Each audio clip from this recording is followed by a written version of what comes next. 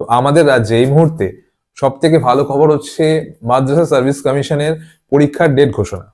তো 7th SLSTর সাবজেক্টের পরীক্ষা হচ্ছে 3rd মার্চে, আর টেটের পরীক্ষা হচ্ছে 28শে জানুয়ারি, সেটা 1 to 4 এবং 5 to 8 এর জন্য। আর 9, 10, 11, 12 মানে সাবজেক্টের পরীক্ষা হচ্ছে 3rd মার্চ। সবাই ইতিমধ্যে জেনে গেছেন হয়তো।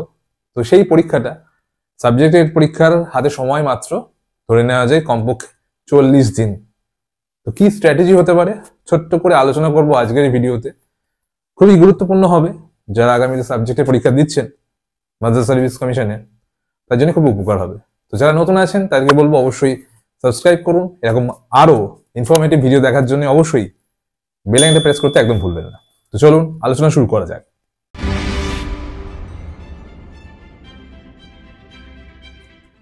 তো মাদ্রাসা সার্ভিস কমিশনের সাবজেক্টের পরীক্ষা, 7th SLST পরীক্ষা 3rd মার্চে।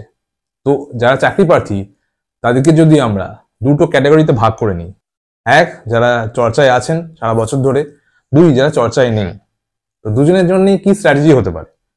তো প্রথমে যারা চর্চায় আছেন, সারা বছর ধরেই কম বেশি পড়াশোনা করছেন, কেন অনেক দিন ধরেই নোটিফিকেশন বেরিয়েছে, অ্যাপ্লাই করা হয়েছে।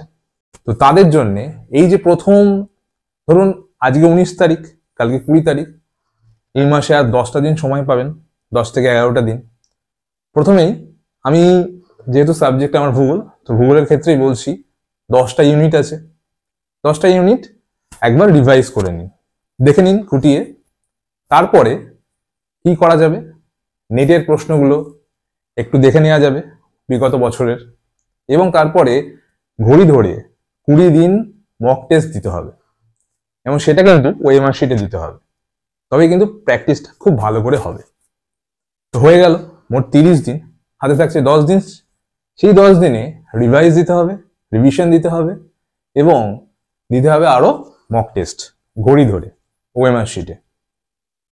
তবেই তাদের কিন্তু চান্সেস অনেকটা বেড়ে যাবে, মানে শিওর একটা শট হতে পারে। আর দ্বিতীয়, যারা ডিট্যাচ আছেন, কারণ বিভিন্ন পেশায় যুক্ত থাকতে হয় আমাদের, তার মধ্যে পড়াশোনা করা, সবসময় সময় দেওয়া কিন্তু সম্ভব নয়। তাদের জন্য কি স্ট্র্যাটেজি হতে পারে? তাদের জন্য প্রথম এই যে 20 দিন, এই মাসের আর 10 দিন, আর সামনের ফেব্রুয়ারির 10 দিন যদি ধরে নেওয়া যায়, 20 দিনে এই যে ভূগোলের ক্ষেত্রে আমি উদাহরণ দিয়ে বলছি। তো এই 10টা ইউনিটকে কিন্তু পুরোপুরি থরলি পড়ে ফেলতে হবে, দেখে ফেলতে হবে। সাথে সাথে কোনো একটা বই নিয়ে, সেটা পুরোনো বইও হতে পারে, খুব একটা পরিবর্তন তো হয়নি কিছুই, সেই অনুশীলনী ধরে, সেই এমসিকিউ এর বই ধরে, একটা এমসিকিউ এর বই যদি আমরা নিয়ে নিই হাতে, তো তার চ্যাপ্টার ওয়াইজ প্রশ্নগুলো কিন্তু সাথে সাথে দেখে ফেলতে হবে। তো এই প্রথম 20 দিনে আমাদের প্রথম কাজ হবে কি, সাবজেক্টের যে ইউনিট আছে প্রত্যেকটা ইউনিট একদম পড়ে ফেলতে হবে খুঁটিয়ে, এবং সাথে সাথে অনুশীলনীতে যে প্রশ্নগুলো আছে এমসিকিউ, সেগুলো পড়ে ফেলতে হবে। তারপরে 10 দিন আমাদের মক টেস্ট দিতে হবে ঘড়ি ধরে ওএমআর শিটে। তারপরে কি হবে, নেক্সট আর একটা 10 দিন আমাদের হাতে সময়, 30 দিন হয়ে গেল। এতে রিভাইজ দিতে হবে, রিভিশন দিতে হবে, এবং সাথে ঘড়ি ধরে আবার মক টেস্ট। তাহলে কিন্তু প্রিপারেশন সমান সমান হয়ে যাবে।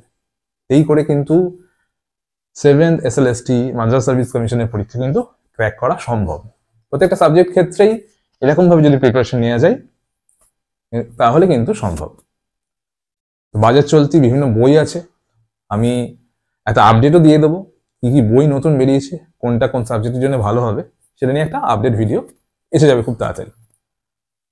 তো সামনে ভূগোলের ক্ষেত্রে কিছু মক টেস্ট আমি চেষ্টা করবো দিয়ে দেওয়ার, অনেকটা হেল্প হবে আপনাদের। তো আজকে এই পর্যন্ত আলোচনা।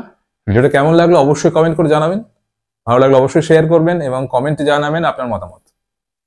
আর নতুন হয়ে থাকলে রিকোয়েস্ট করবো অবশ্যই সাবস্ক্রাইব করে বেল আইকনটা প্রেস করতে, এরকম ইনফরমেটিভ ভিডিও আগামীতে দেখার জন্য। ধন্যবাদ, গুড নাইট।